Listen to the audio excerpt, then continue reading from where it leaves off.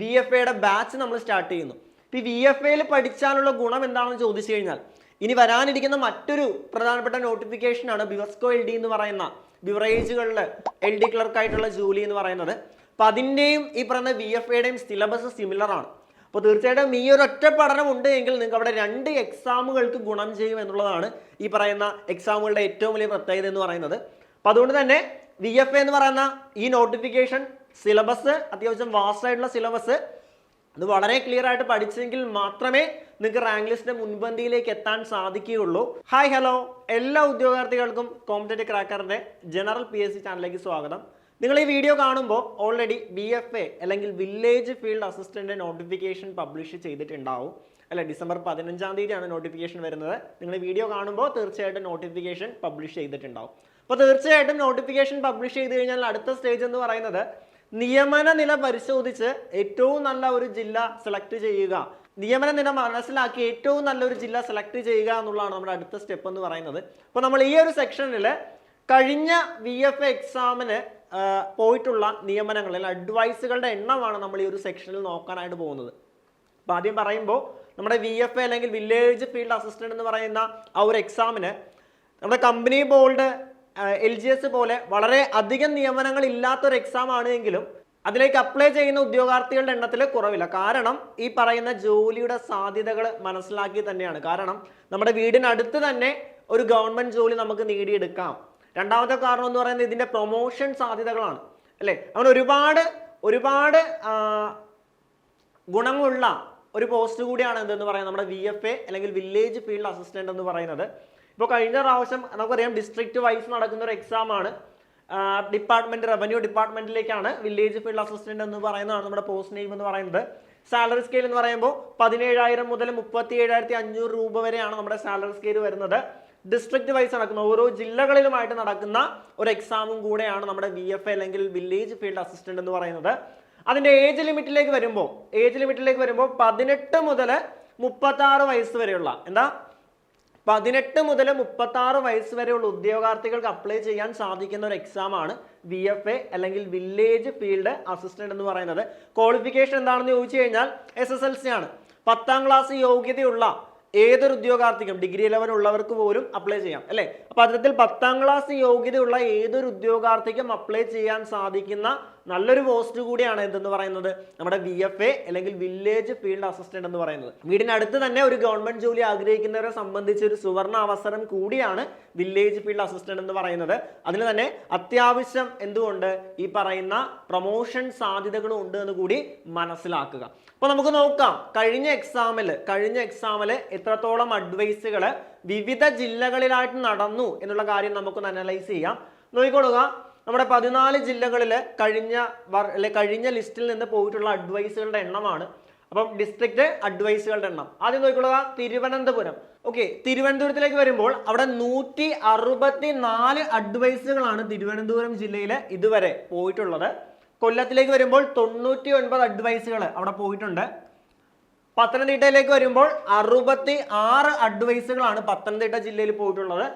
ആലപ്പുഴയിൽ 83 അഡ്വൈസുകൾ ആലപ്പുഴയിൽ പോയിട്ടുണ്ട്. കോട്ടയത്തിലാകുമ്പോൾ 110 അഡ്വൈസുകളാണ് കോട്ടയം ജില്ലയിൽ പോയിട്ടുള്ളത്. ഇടുക്കിയിൽ 55 അഡ്വൈസുകൾ ഇടുക്കിയിൽ പോയിട്ടുണ്ട്. എറണാകുളം ജില്ലയിലാണെങ്കിൽ 174 അഡ്വൈസുകൾ എറണാകുളം ജില്ലയിലും. തൃശ്ശൂരില് 198 അഡ്വൈസുകൾ തൃശ്ശൂർ ജില്ലയിലും.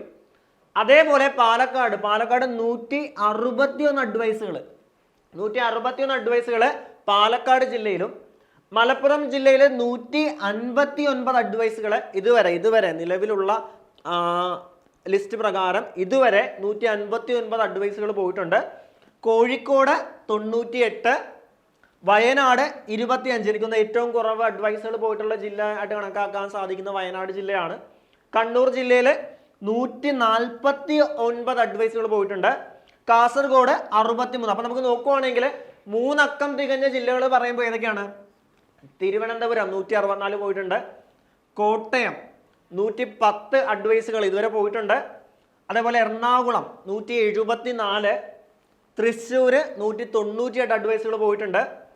അതേപോലെ പാലക്കാട് 161 അഡ്വൈസുകൾ, മലപ്പുറം അതേപോലെ എന്താണ് കണ്ണൂർ. അതായത് ഈ പറയുന്ന 8 ജില്ലകളിൽ തിരുവനന്തപുരം, കോട്ടയം, എറണാകുളം, തൃശ്ശൂർ, പാലക്കാട്, മലപ്പുറം, കണ്ണൂർ ജില്ലകളിൽ 3 അക്കം അല്ലെങ്കിൽ 100ന് മുകളിൽ അഡ്വൈസ് പോയിട്ടുള്ള ജില്ലകളാണ് ഈ ജില്ലകളുടെ പ്രത്യേകത എന്ന് പറയുന്നത്. അപ്പൊ നമ്മൾ നോക്കുമ്പോൾ നമുക്കറിയാം 3 വർഷമാണ് ലിസ്റ്റിന്റെ കാലാവധി എന്ന് പറയുന്നത്. ലിസ്റ്റിന്റെ കാലാവധി തീർന്നിട്ടില്ല. കാലാവധി തീരുന്നതിന് മുമ്പ് ഇനിയും ഏകദേശം അഡ്വൈസുകളുടെ എണ്ണം കൂടാനുള്ള സാധ്യതയും വളരെ കൂടുതലാണ്.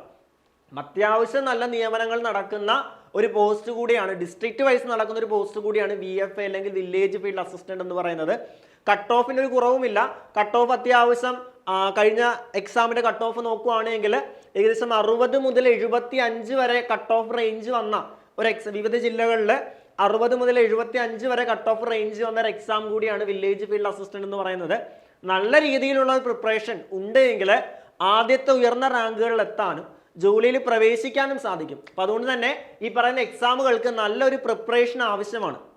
കാരണം ഇപ്പൊ ഈ കഴിഞ്ഞ പ്രാവശ്യത്തെ കട്ട് ഓഫ് റേഞ്ച് വെച്ച് നമുക്ക് ഒരിക്കലും ഈ ഒരു പ്രാവശ്യത്തെ കട്ട് ഓഫ് പ്രവചിക്കാൻ സാധിക്കില്ല. കഴിഞ്ഞ പ്രാവശ്യത്തെ കട്ട് ഓഫിനേക്കാൾ കൂടുതലായിരിക്കും ഈ ഒരു പ്രാവശ്യത്തെ കട്ട് ഓഫ്. കാരണം ഈ പറയുന്ന ഉദ്യോഗാർത്ഥികളുടെ എണ്ണം കൂടുന്നു, കോമ്പറ്റീഷൻ ടൈറ്റ് ആവുന്നു, അങ്ങനെ പല റീസൺസ് ഉണ്ട്. അപ്പൊ അതുകൊണ്ട് തന്നെ ഈ പറയുന്ന സാധ്യതകൾ മനസ്സിലാക്കി, എക്സാമിന്റെ സാധ്യതകൾ മനസ്സിലാക്കി കൃത്യമായിട്ട് അനലൈസ് ചെയ്ത് പഠിക്കുക എന്നുള്ളതാണ് ഇനി നിങ്ങൾ ചെയ്യാനായിട്ടുള്ളത്. നോട്ടിഫിക്കേഷൻ ഓൾറെഡി വന്നിട്ടുണ്ട്. എന്തായാലും നമുക്കൊരു നോട്ടിഫിക്കേഷൻ വന്നു കഴിഞ്ഞാൽ തീർച്ചയായിട്ടും 5-6 മാസത്തിനുള്ളിൽ തന്നെ എക്സാം നടക്കാൻ ഉള്ള സാധ്യത വളരെ കൂടുതലാണ്. അപ്പം അത് കണക്കിലെടുത്ത് ചുരുങ്ങിയ സമയം കൊണ്ട് കൃത്യമായിട്ട് പഠിക്കുക എന്നുള്ളതാണ് നിങ്ങൾക്ക് ഇങ്ങനെ ചെയ്യാനായിട്ടുള്ളത്. അപ്പോൾ നമ്മുടെ സിലബസ് അത്യാവശ്യം വാസ്റ്റ് ആയിട്ടുള്ള സിലബസ് ആണ്. നമ്മുടെ LDCയുടെ സിലബസ് തന്നെയാണ് ഇവിടെ വരുന്നതും. അത്യാവശ്യം വാസ്റ്റ് ആയിട്ടുള്ള സിലബസ് ആണ്. ആ സിലബസിൽ നമ്മൾ കീറി മുറിച്ച് പഠിക്കണം. എങ്കിൽ മാത്രമേ ഇനി വരാൻ പോകുന്ന എക്സാമുകൾക്ക് വളരെ ക്ലിയർ ആയിട്ടുള്ള അല്ലെങ്കിൽ വളരെ നല്ലൊരു റേഞ്ച് മാർക്ക് സ്കോർ ചെയ്യാനും റാങ്ക് ലിസ്റ്റിന്റെ മുൻപന്തിയിൽ എത്താനും സാധിക്കുകയുള്ളൂ എന്ന് മനസ്സിലാക്കുക. അപ്പം അതിന് നിങ്ങളെ സഹായിക്കാനായിട്ടാണ് നമ്മുടെ ഏറ്റവും പുതിയ VFAയുടെ ബാച്ച് നമ്മൾ സ്റ്റാർട്ട് ചെയ്യുന്നു. ഈ VFAയിൽ പഠിച്ചാലുള്ള ഗുണം എന്താണെന്ന് ചോദിച്ചു കഴിഞ്ഞാൽ ഇനി വരാനിരിക്കുന്ന മറ്റൊരു പ്രധാനപ്പെട്ട നോട്ടിഫിക്കേഷനാണ് ബിവസ്കോ LD എന്ന് പറയുന്ന ബിവറേജുകളിൽ LD ക്ലർക്കായിട്ടുള്ള ജോലി എന്ന് പറയുന്നത്. അപ്പം അതിൻ്റെയും ഈ പറയുന്ന VFAയുടെയും സിലബസ് സിമിലർ ആണ്. അപ്പോൾ തീർച്ചയായിട്ടും ഈ ഒരു ഒറ്റ പഠനം ഉണ്ട് എങ്കിൽ നിങ്ങൾക്ക് അവിടെ 2 എക്സാമുകൾക്ക് ഗുണം ചെയ്യും എന്നുള്ളതാണ് ഈ പറയുന്ന എക്സാമുകളുടെ ഏറ്റവും വലിയ പ്രത്യേകത എന്ന് പറയുന്നത്.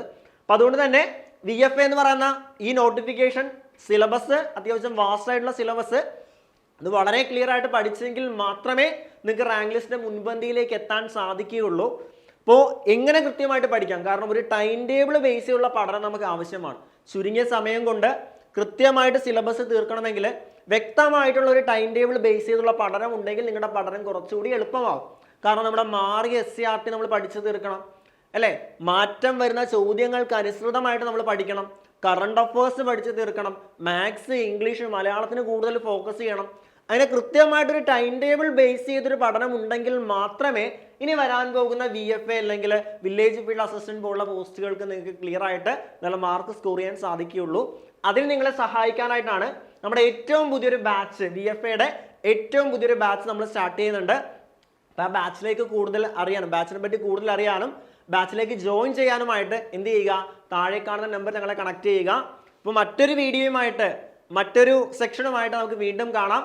അപ്പം ആദ്യമായിട്ടാണ് നിങ്ങൾ ഈ ഒരു വീഡിയോ കാണുന്നതെങ്കിൽ വീഡിയോ സബ്സ്ക്രൈബ് ചെയ്യുക.